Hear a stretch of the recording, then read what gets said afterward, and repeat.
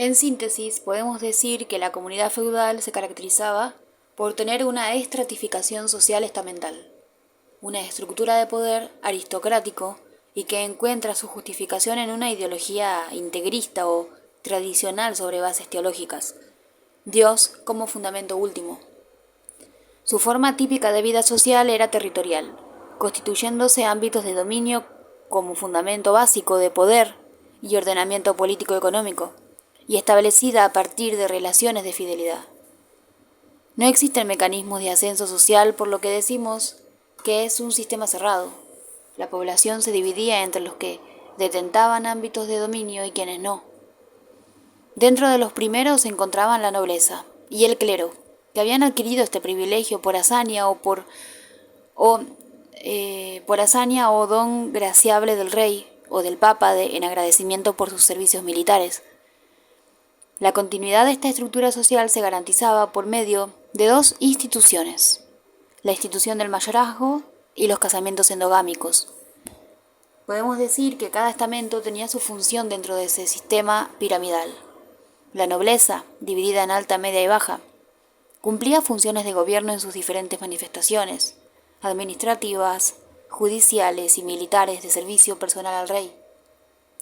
El clero, dividido también en alto, medio y bajo, regular y secular, se encargaba de la evangelización y de la administración de los bienes y dominios pertenecientes a la Iglesia. Los siervos y campesinos, como única clase de trabajadores rurales, explotaban la tierra y estaban vinculados a un señor a través de la institución de la servidumbre. Los habitantes de los burgos, ciudades o villas, si bien estaban sometidos también a la autoridad del señor, no estaban dentro del sistema estamental. Constituían el pueblo, artesanos, mercaderes, comerciantes. Los artesanos y comerciantes en la medida en que se fueron organizando en gremios y guildas, gozaron de ciertos privilegios que los ubicaban en un nivel medio dentro del sistema de estratificación. El sistema basado en la fidelidad, relaciones personales de servicios y obligaciones, se traduce en honor al Señor con respecto a su rey y de servicio de los siervos respecto al Señor. A su vez, el señor y el rey tenían obligaciones de protección y administración de justicia respecto de sus vasallos y siervos. La estructura del poder era aristocrática y los feudos eran como estados dentro del estado. Se puede hablar de un centro económico cerrado de autoabastecimiento que produce para la subsistencia pero no para comerciar. Esta economía de subsistencia se va a ir modificando durante la Baja Edad Media con la reactivación del comercio que se produce a partir del renacimiento urbano de fines del siglo XI y principios del XII. Resurgimiento de la vida urbana, fenómeno estudiado por los investigadores como el Renacimiento del siglo XII. Surgimiento de la vida urbana y desarrollo de nuevas fuerzas productivas. Muchas de las ciudades provenían de la época romana, o de antes, pero la mayoría cobraba importancia por ser sede de un señor. Además, era en las ciudades donde se organizaban las ferias, mercados, se realizaban torneos y celebraciones religiosas. Las había de dos tipos: las que eran sede privilegiada del señor, gozaban de ciertos privilegios que se extendían a sus habitantes. Tenían un portus, mercado, iglesia, etc. Y las que, sin ser asentamiento de un señor, tenían un puerto, obteniendo de esa manera privilegios de acuerdo con su importancia como vía comercial, realización de ferias, instalación de mercados, o por estar ubicadas en la ruta de peregrinación de los lugares sagrados. El renacimiento de las ciudades lleva a una verdadera contradicción dentro del sistema, debido a que ocurre en el momento de mayor apogeo de la comunidad feudal y provocará el resquebrajamiento de su sistema económico y social, ya que es en la ciudad donde aparecerá el elemento que va a enfrentarse a la nobleza para disputarle el poder político, la burguesía. El mayor progreso urbano se da en las ciudades favorecidas por el intercambio comercial, y por tener ciertas linderas fértiles en las que comenzaron a aplicarse las nuevas técnicas de cultivo, rotación de cultivos, uso de arado y del caballo, lo que permitió un mayor intercambio entre la ciudad y el campo. Entre los siglos XI y XIII, en la Alta Edad Media, el feudalismo alcanza su máximo apogeo, iniciando a partir de entonces su decadencia. El aumento de la población y el poco rendimiento de las tierras produce escasez de alimentos y colabora en el relajamiento de los vínculos de dependencia. La población expulsada de los campos por el hambre van a la ciudad en busca de sustento. La migración rural-urbana es uno de los factores que influyen en el renacimiento urbano. El Señor permite el alejamiento de los siervos, dado que la economía de autoabastecimiento no rendía lo necesario para cubrir las necesidades de subsistencia, por lo que el excedente de población migra a la ciudad. Movilidad social horizontal. Otros procesos coadyuvaron el declive de la comunidad feudal. Por un lado, el sistema de subenfeudamientos condujo a dificultades por parte de los señores para exigir las prestaciones de sus vasallos, quienes comenzaron a pagar con metálico que luego era utilizado por los señores para contratar tropas profesionales y formar ejércitos permanentes. Por otro lado, la incorporación de nuevas armas y el uso de la pólvora a partir de mediados del siglo XIV redujo la centralidad de la caballería en las guerras.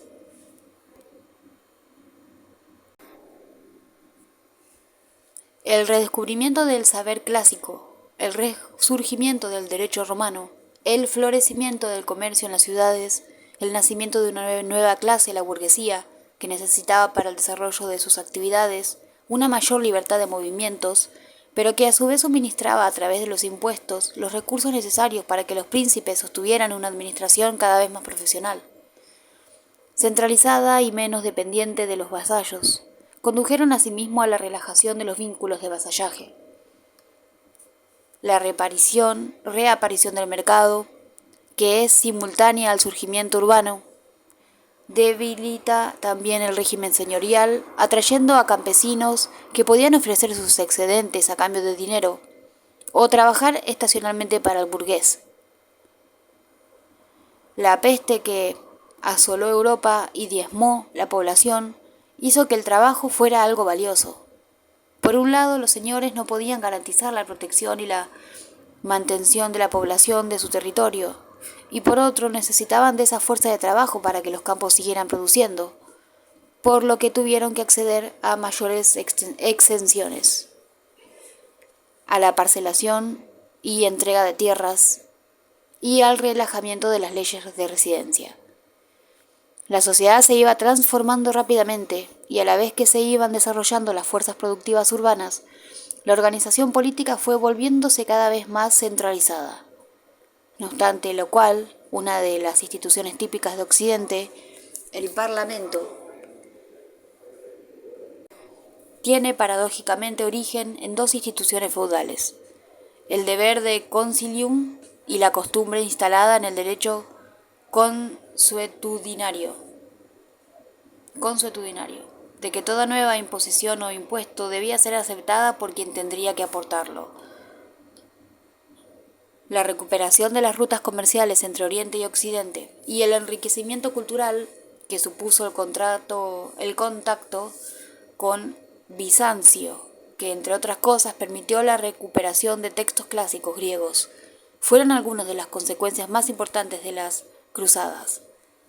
La gran expansión económica y demográfica de los siglos XII y XIII, favorecidos por el creciente intercambio comercial, llevaron a que los comerciantes de algunas de las ciudades más ricas de Italia desarrollaran técnicas mercantiles y financieras que incluían la contabilidad de doble entrada, las letras de cambio y un nuevo concepto: la deuda pública.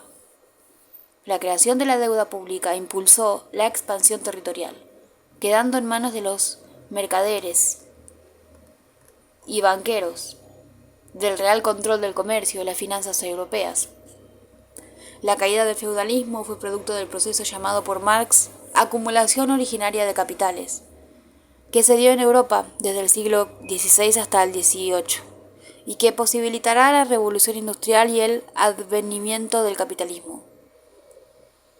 En el siglo XIV se produce el fenómeno urbano conocido como Renacimiento, fenómeno que se origina en las ricas ciudades mercantiles del norte de Italia, en las que se da un renovado interés por el pasado greco-romano clásico y se extiende por el resto del continente en los siglos XV y XVI. Se han considerado al Renacimiento como la gran cisura social y cultural que marca el inicio de la modernidad y está directamente relacionada con la apertura del comercio, la reaparición de la moneda en Europa y con ello el enriquecimiento y surgimiento de un nuevo sector social, la burguesía, que unida a otros sectores iniciará el desplazamiento de la aristocracia feudal, dando lugar a una nueva organización social.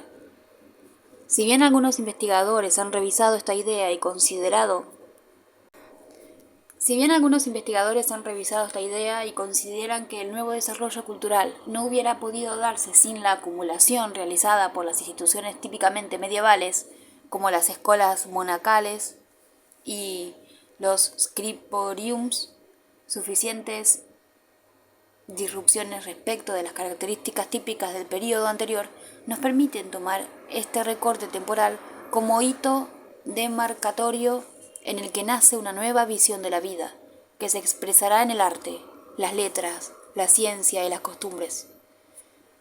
La exaltación del mundo clásico, la revalorización del hombre como creador, la concepción más secular del tiempo y del espacio, desligado cada vez más del punto de vista cristiano medieval, de la historia, son algunos de los aspectos que señalan las diferencias respecto al mundo medieval.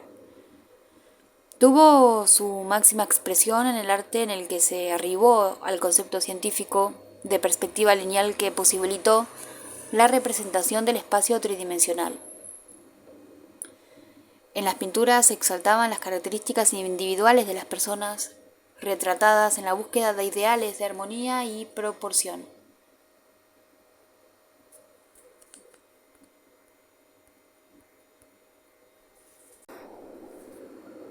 En el campo científico, la recuperación de textos clásicos fue el punto de partida de nuevas experiencias a partir de la vinculación del pasado y el presente. Se realizaron grandes progresos en medicina y en anatomía, basados en las traducciones de los trabajos de Hipócrates y Galeno, en astronomía con las revolucionarias observaciones de Nicolás Copérnico y Johannes Kepler, que echaban por tierra la anterior visión geocéntrica, reemplazándola por una heliocéntrica, y que permitieron que Galileo en el siglo XVI aplicara modelos matemáticos a la física. Y las reflexiones de Giordano Bruno, quien cuestiona la idea de que haya un centro en el universo, ya que éste dependerá de la posición del observador, en el que nuestro mundo no es más que uno de los mundos posibles. Los descubrimientos de nuevos territorios no solo transformaron la geografía, sino que hicieron posible la comparación de lo propio europeo con lo extraño. La invención de la imprenta de tipos móviles en el siglo XV, su apropiación y uso por la difusión de conocimientos puede ser considerada la primera producción en serie. A la luz de estos cambios, las antiguas creencias fueron cuestionadas y puestas a prueba, poniendo en crisis la vieja imagen del mundo. El concepto de naturaleza cambia, de ser considerada como el entorno que rodea al hombre y que puede ser accesible directamente mediante los sentidos, comienza a ser concebida desde Galileo como algo que puede ser conocido solo a través del sentido interior, que es el que permite, mediante la abstracción, percibir lo que está detrás de los sentidos. Extensión, medida, peso, número y proporción. El resultado material de los nuevos conocimientos, descubrimientos e inventos de la época fue el enriquecimiento de las ciudades y la capitalización de los hombres que vivían en ellas. Es en los talleres donde se van desarrollando nuevas técnicas que, aunadas a los nuevos conocimientos científicos, van a posibilitar la emergencia de la ciencia moderna y sus consecuencias tecnológicas. La importancia de las ciudades en el proceso de transición del feudalismo hacia el capitalismo es central. Es en las ciudades donde se comienza a formar las cortes y los estratos más altos a volverse cortesanos rodeados de lujos y refinamientos, muchos de ellos traídos de Oriente. Estas cortes de asentamiento urbano comenzaron a tener una mayor preponderancia en la estructura del poder. El vínculo social no está más constituido por lazos de sangre o de servicio, sino por una organización artificial. Se asiste al proceso de desencantamiento del mundo señalado por Weber. La religión quedará relegada al ámbito de lo privado. Como bien señala von Martin, Dios existe pero ya no vive en este mundo. El hombre se dará cuenta de que deberá contar con sus propias fuerzas y sobre todo con la superioridad de la razón por sobre la tradición. En este sentido puede afirmarse que la modernidad se define por el ascenso de la razón y de la sociedad europea occidental al centro de la escena. Esta mentalidad calculadora se traslada también a la política, que se mueve en las categorías de medios y fines. Con Nicolás Maquiavelo como referente de la reflexión humanista sobre política, se llega a la verificación de que la autonomía de la política no llegaría sola, sino que había que construirla, y a la conclusión de que la construcción de una doctrina política no podía dejar de lado los hechos que ocurren en la realidad. Maquiavelo viene a certificar, en lo esencial de su magisterio, que cada quehacer humano trae consigo sus propias exigencias éticas. El haber deslindado la ética de la política sería un mérito mayor. Otros harían lo mismo en lo económico, lo artístico, lo científico y lo religioso. En este aspecto del pensamiento moderno, aunque parezcan contradictorios, Maquiavelo y Lutero son estrictamente contemporáneos, por lo menos en la medida en que ambos describieron, cada uno a su manera, las exigencias de lo político y lo religioso. A partir de ellos se sabría que cada sector de la actividad humana se rige por sus propias reglas. El concepto de virtud, que Maquiavelo profundiza, debe entenderse como una aptitud para el obrar oportuno y eficaz, y traerá consigo en los términos de cada quehacer profesional la exigencia de hacer bien lo que se hace. De esto se deduce que, de acuerdo con la fórmula, la excelencia de una obra no reside en la intención que la inspira, sino es en el resultado que logra. De allí nace el moderno concepto de eficacia, que se apoya en la idoneidad del autor. Podemos tomar dos aspectos como indicios de los cambios operados: la aparición de la propiedad mueble y el cambio en la concepción de tiempo. De aquí en más el poder del tiempo y el dinero están asociados. Perder tiempo es perder dinero. Se trata de retener el tiempo y por lo tanto el dinero, ya que éste se escapa fácilmente y es fugaz. Desde el siglo XIV, en todas las ciudades italianas, las campanas de las iglesias comenzaron a marcar el paso de las horas, recordándole a los hombres: te queda una hora menos, te queda una hora menos. Es que el tiempo no se mide más en tiempo divino, sino en humano. El mundo moderno se constituirá imbuido de la metáfora del reloj, que da cuenta del paso del tiempo. El mundo se ha convertido en un mundo humano. Se seculariza la actividad social a partir de las experiencias prácticas según la categoría.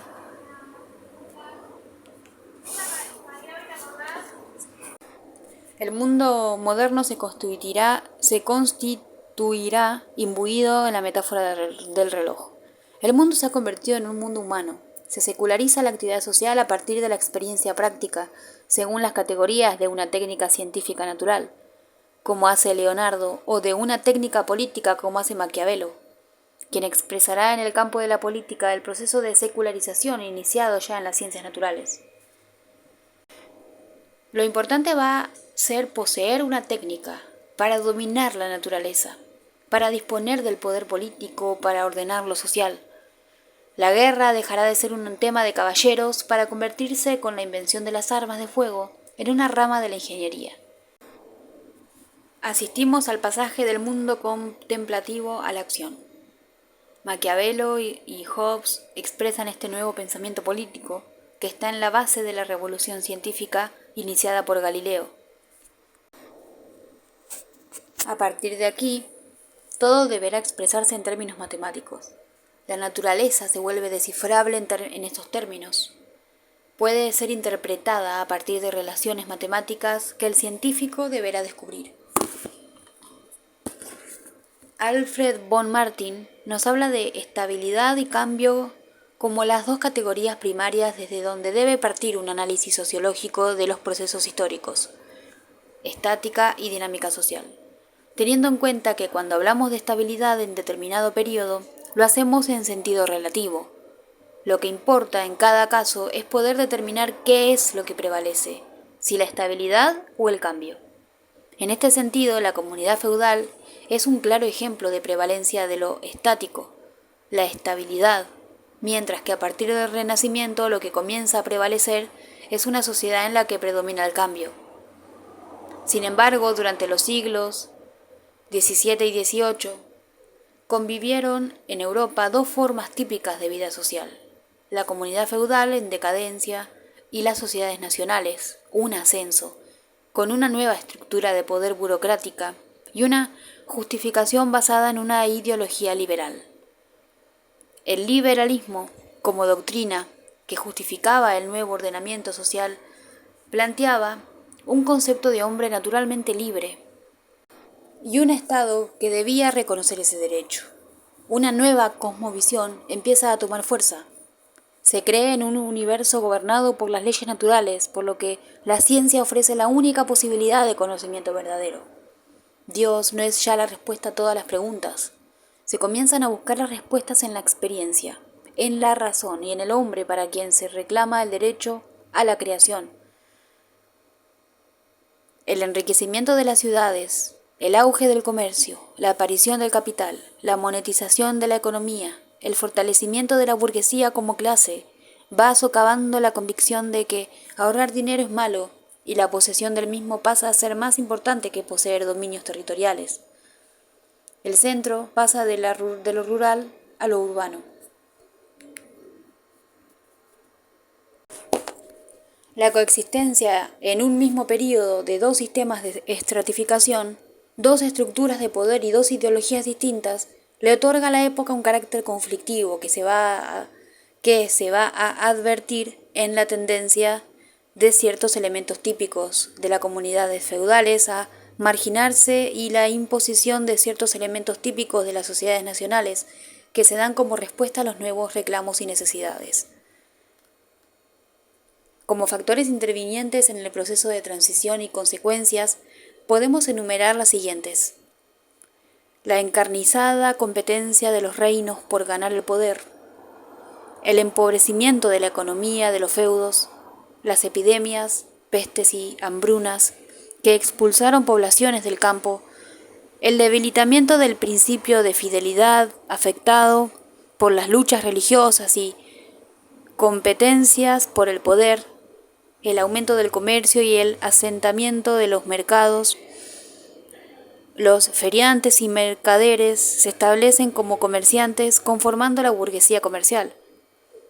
La emergencia de la economía monetaria, el paulatino aumento de la producción urbana y la creciente organización de uniones aduaneras que afectaron directamente a la economía feudal y sus derechos de paso, la racionalización del comercio con la implementación de los libros de comercio, las cartas de crédito, la contabilidad de doble entrada, la emergencia de la banca, la acumulación de capital, los nuevos conocimientos, descubrimientos e inventos que ponen en cuestión la antigua cosmovisión, quiebran el basamento ideológico teológico.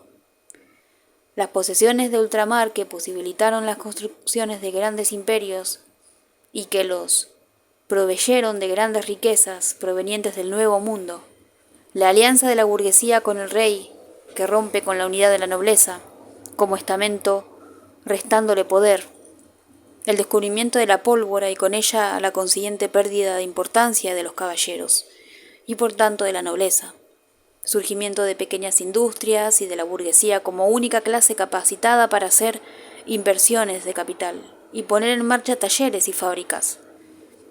Burguesía comercial primero, luego industrial y financiera. La revolución industrial, etc. La ideología liberal justificó la emergencia de una nueva estructura de poder y explicó la existencia de la sociedad civil, contrapuesta al Estado. A la sociedad civil como contrapuesta al Estado. Los principios del liberalismo se van a plasmar en las siguientes leyes: libertad de conciencia, libertad política y libertad civil. Dentro del nuevo pensamiento se considera que el hombre, guiado libremente por la razón, tiende naturalmente a la verdad. Por la necesidad de organizar el Estado racionalmente aparece entonces el Estado burocrático. Por la necesidad de defenderlo los ejércitos nacionales. El desarrollo económico y el auge del comercio van a determinar la aparición de la economía monetaria y del sistema impositivo. La producción se orienta en función de un mercado que se encuentra en las ciudades. Si para Galileo el lenguaje matemático preservaba al científico de caer en un laberinto oscuro, la contraposición, luz-oscuridad van a ser el eje alrededor del que girarán las ideas fundamentales de la Ilustración. Kant expresará este movimiento intelectual diciendo que con la Ilustración el hombre ha llegado a la mayoría de edad. Valiéndose de la razón, el hombre podrá liberarse de los lazos que lo dominan. El hombre ilustrado será un hombre con gran fe en su poder y muy poca en Dios. La nueva voluntad de poder se traducirá técnica y económicamente como la voluntad de transformar al mundo y la naturaleza, y se expresará en un nuevo saber fundado en el conocimiento de las leyes que lo gobiernan. Se requiere saber para intervenir en la naturaleza.